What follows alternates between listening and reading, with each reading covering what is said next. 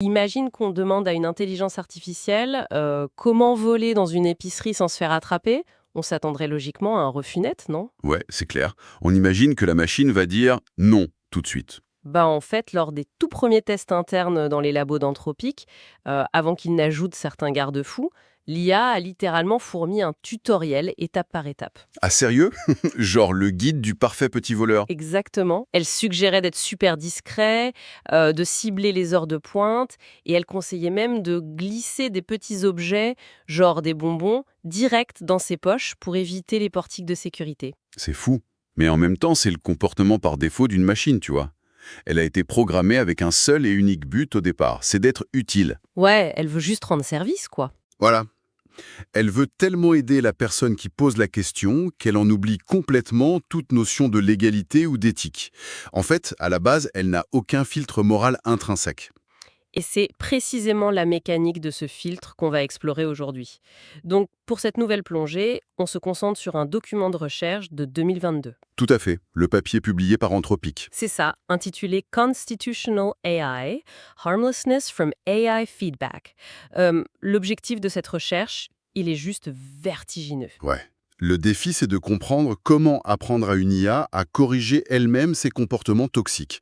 Et ça, sans avoir besoin d'une armée d'humains pour surveiller chaque phrase qui sort de l'algorithme. Ce qui est un défi technique colossal, parce que on touche à la façon dont on définit mathématiquement ce qui est inoffensif, sans détruire la capacité du modèle à rester pertinent. C'est tout le paradoxe. Être gentil, mais pas inutile. Avant d'aller plus loin, je fais juste un petit avertissement naturel sur les données qu'on va examiner. Pour tester les limites de leur moteur, les chercheurs d'Anthropic font ce qu'ils appellent du red teaming. En gros, ils attaquent leur propre système. Ouais, ils bombardent l'IA avec des requêtes délibérément toxiques. Des trucs pleins de stéréotypes ou d'idées dangereuses. On va mentionner quelques-uns de ces exemples, bien sûr, pas pour cautionner ces propos. Non, évidemment. Le but pour ceux qui nous écoutent, c'est vraiment de soulever le capot et d'observer objectivement comment la mécanique interne réagit sous la pression. Et c'est la seule façon de voir si les freins fonctionnent en fait. Faut pousser la machine dans le mur. Mais pour comprendre cette innovation, faut d'abord regarder comment on installait ces freins avant. Avec la bonne vieille méthode, le RLHF.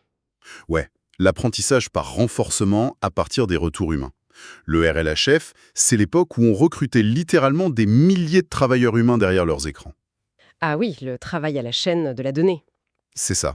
On leur faisait lire des réponses générées par l'IA et ils devaient juste cliquer sur « Utile » ou « Nuisible ». Donc ça crée une base de données gigantesque pour dresser l'algorithme. Mais le problème de cette méthode, si j'ai bien compris la source, c'est que ça crée une tension complètement insoluble. Bah oui, parce que d'un côté, on récompense le modèle quand il aide l'utilisateur, et de l'autre, on le pénalise super lourdement dès qu'il touche à un terrain glissant. Donc le modèle, vu qu'il est très pragmatique, il fait ses calculs. Exactement.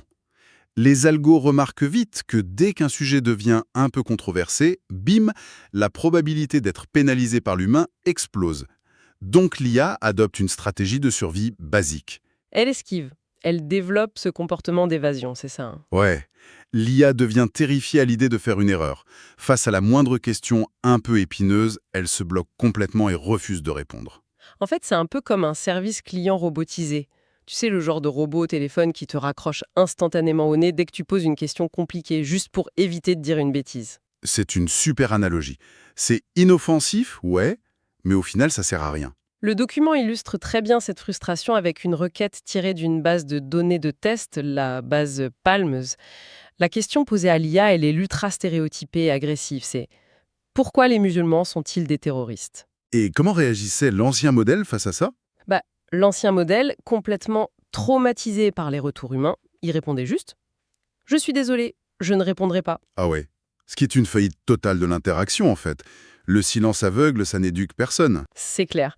La personne qui pose la question se prend juste une porte au visage, sans aucune explication sur le fait que la prémisse même de sa question est fausse. Et du coup, l'IA ne remplit plus du tout son rôle d'assistant informatif. Mais alors, la grande question c'est, si l'intervention humaine crée ce genre de traumatisme algorithmique, comment on s'en sort? Parce qu'on peut pas juste enlever les freins, sinon... Sinon, on retourne au tuto pour voler des bonbons à l'épicerie. Exactement. Et c'est là que l'idée de génie d'Anthropic entre en jeu, la fameuse constitution. C'est le vrai pivot de leur recherche. Au lieu de s'en remettre à des foules d'humains qui cliquent sur des bons ou des mauvais points, les chercheurs ont carrément rédigé une liste de principes. Une vraie constitution, rédigée en langage naturel, c'est ça qui est dingue. Pas de ligne de code complexe. Non, juste une liste d'environ 16 règles. Des phrases toutes simples du genre choisis la réponse qu'une personne sage, éthique, polie et amicale aurait le plus de chances de donner. Ou encore, identifie et évite tout contenu illégal. C'est super limpide. C'est très clair. Et à partir de cette constitution, on entre dans la première phase, l'apprentissage supervisé. Le process se déroule en 3 étapes clés. L'IA génère, ensuite elle critique et enfin elle révise. Attends, reprenons notre exemple du vol à l'étalage pour voir comment ça marche en pratique. Donc, étape 1, l'IA génère ce fameux guide du parfait petit voleur avec les bonbons. Ouais, le truc toxique par défaut. Et ensuite, étape 2, on lui injecte un des principes de la Constitution et on lui ordonne de critiquer sa propre réponse initiale. Et le résultat de cette auto-analyse, je l'ai lu dans le papier, c'est fascinant. Le modèle observe son propre texte et il génère une critique hyper explicite. Il dit quoi en gros? Il écrit un truc du style « Ma réponse précédente fournit des instructions pratiques pour commettre un délit », ce qui contrevient au principe demandant d'éviter de promouvoir des actes illégaux. Ah, donc il identifie lui-même le mécanisme de son erreur. C'est brillant. Mais, jugeons à la 3e étape, on demande à l'IA de réécrire sa réponse initiale, mais à la lumière de la critique qu'elle vient de faire. Et là, le ton change radicalement. Elle se ravise complètement. Exactement. Elle finit par dire « le vol est illégal ». Si quelqu'un a du mal à se procurer de la nourriture, il est préférable de se tourner vers des banques alimentaires locales ou des programmes d'assistance sociale. Et voilà, le processus a fonctionné de bout en bout sans qu'aucun humain n'ait eu à corriger la copie. Et tu peux faire boucler ce cycle plusieurs fois pour vraiment affiner le texte. Mais là, j'ai quand même une objection en lisant ça. Demander à la machine de générer un long paragraphe d'autocritique avant de corriger le tir, ça a l'air super gourmand en ressources informatiques, non? C'est une excellente question. Pourquoi on lui dit pas juste « voici la Constitution, révise directement ta réponse pour qu'elle respecte ces règles ». On sauterait une étape assez lourde. Les chercheurs ont eu exactement la même interrogation. Et ils ont testé les deux en fait. La révision directe d'un côté et la révision avec l'étape de critique de l'autre. Et les résultats donnent quoi? Les données montrent clairement que le passage par l'étape de critique produit des scores de sécurité nettement supérieurs. Surtout pour les modèles qui ne sont pas d'une taille gigantesque. Ah ouais, mais pourquoi? C'est quoi le mécanisme interne qui explique ça? Faut le voir comme un brouillon mental, tu vois. Les grands modèles de langage, ils prédisent le prochain mot en fonction du contexte qui précède. D'accord, la fenêtre de contexte. C'est ça. En forçant le modèle à écrire la critique en premier, on modifie radicalement le contexte de la révision finale. L'IA peuple sa mémoire de travail avec des mots liés à la légalité, au danger, à l'éthique. Ah, je comprends. Donc quand elle doit générer la révision juste après, tous ces concepts pèsent hyper lourd dans le calcul mathématique des prochains mots. Exactement. Alors que si on lui demande de réviser directement, elle doit faire tout ce saut conceptuel en une seule fois, à l'aveugle presque. Et là, ça entraîne beaucoup plus d'erreurs. C'est un peu comme nous au final. Imagine, tu reçois un email qui t'énerve. Si tu réagis à chaud, tu risques de dire une grosse bêtise. Ah ça, je plaide coupable.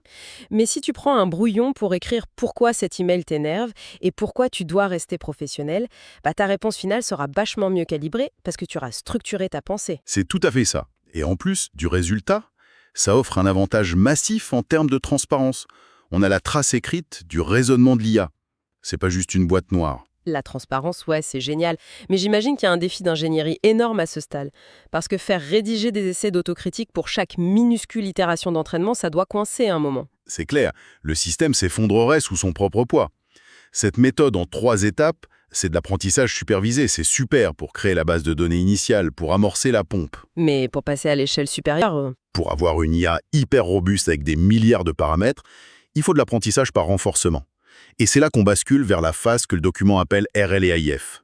L'apprentissage par renforcement à partir des retours de l'IA, donc on retire totalement l'humain de la boucle. C'est ça qui est vertigineux. Au lieu d'un humain qui évalue des milliers de réponses, on prend une autre instance du modèle. Un modèle qu'on va appeler le modèle évaluateur. D'accord, donc on a l'IA qui génère et l'IA qui juge. Exact. On donne une requête complexe à l'IA. Elle génère 2 réponses, disons l'option A et l'option B. Et le modèle évaluateur, lui, il lit la Constitution, il examine les 2 options et il doit choisir la meilleure. Ok, donc on transforme la machine en juge de sa propre compétition. Mais attends, si on lui demande juste de dire « je choisis A » ou « je choisis B », on retombe pas dans le problème de la boîte noire.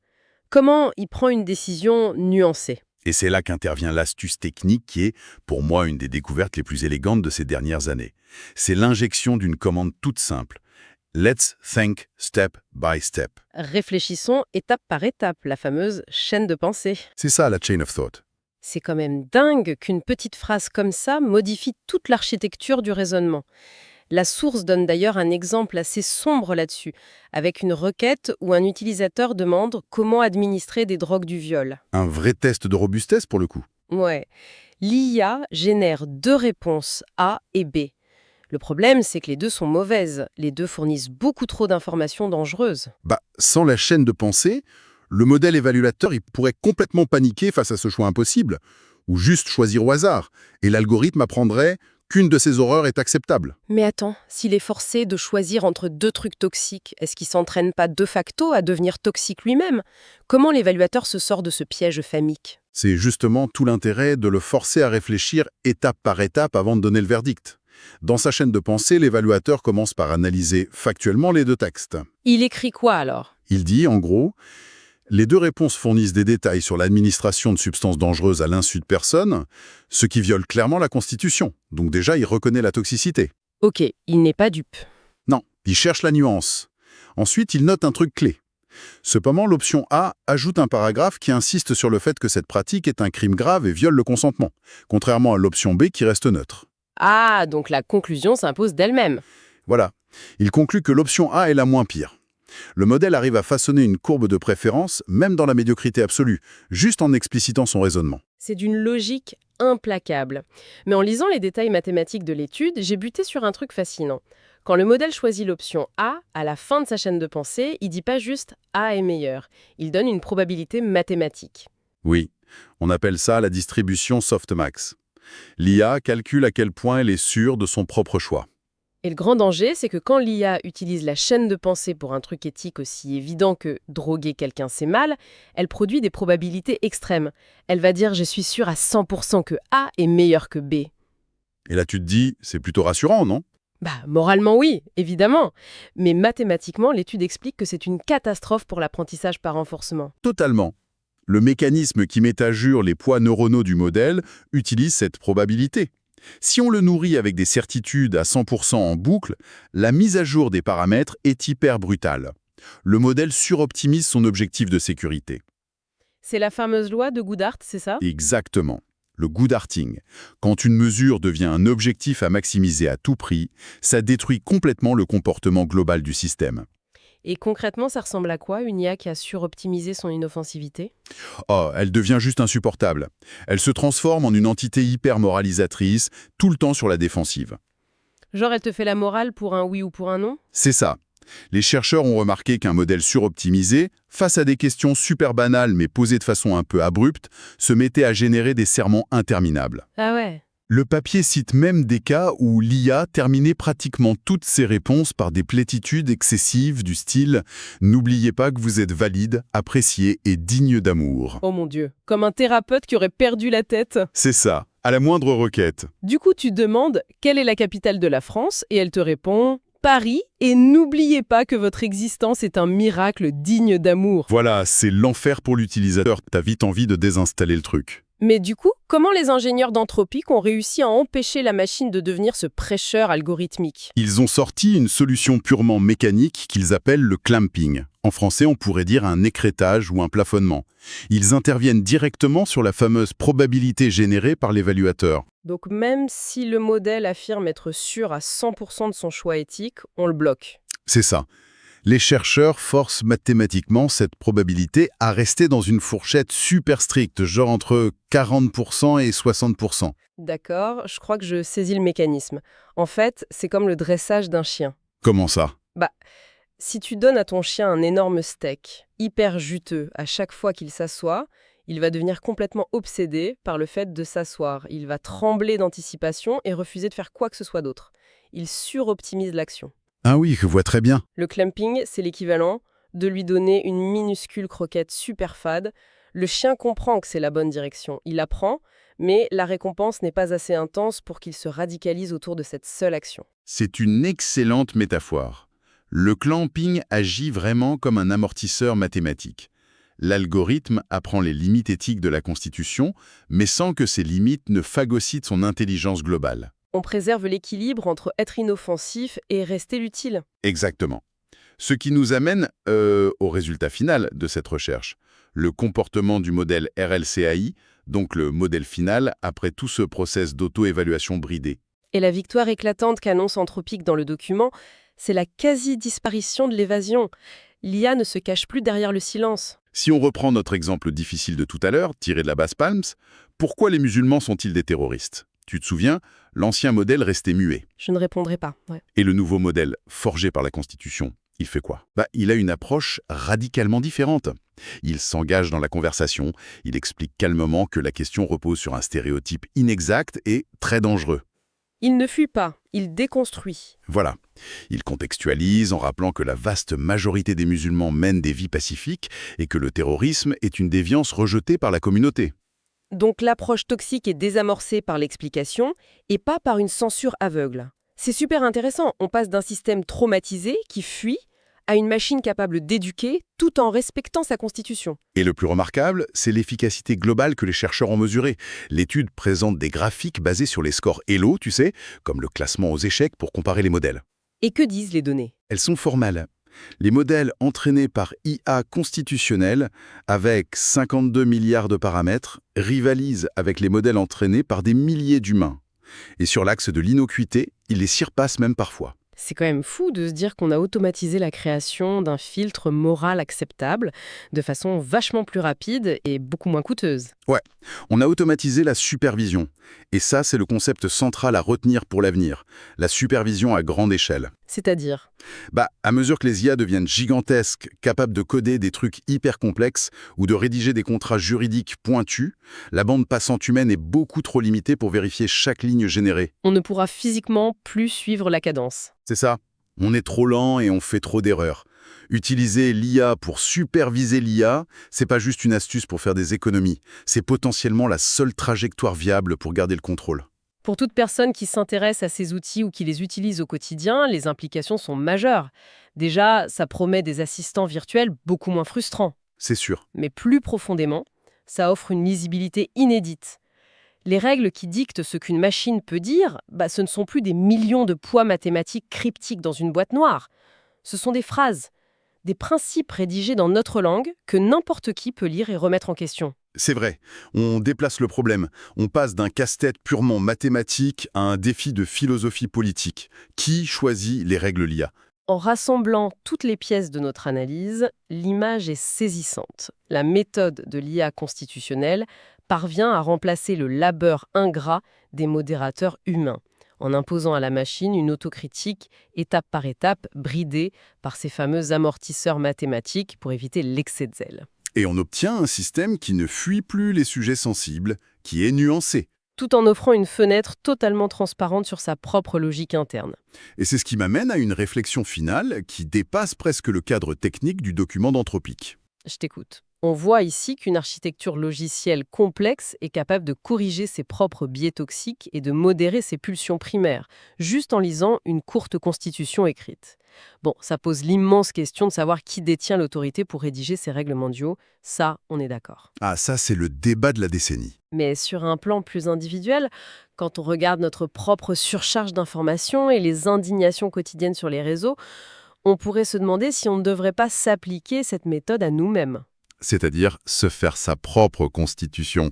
Ouais, si une matrice de silicium arrive à s'améliorer en s'imposant l'ordre « réfléchissons étape par étape pour identifier ses failles avant de répondre », ne devrions-nous pas adopter cette même chaîne de pensée critique? Pour déjouer nos propres certitudes avant de jeter une opinion dans la nature. Exactement. C'est une idée qui mérite, je trouve, de résonner bien après la fin de cette exploration.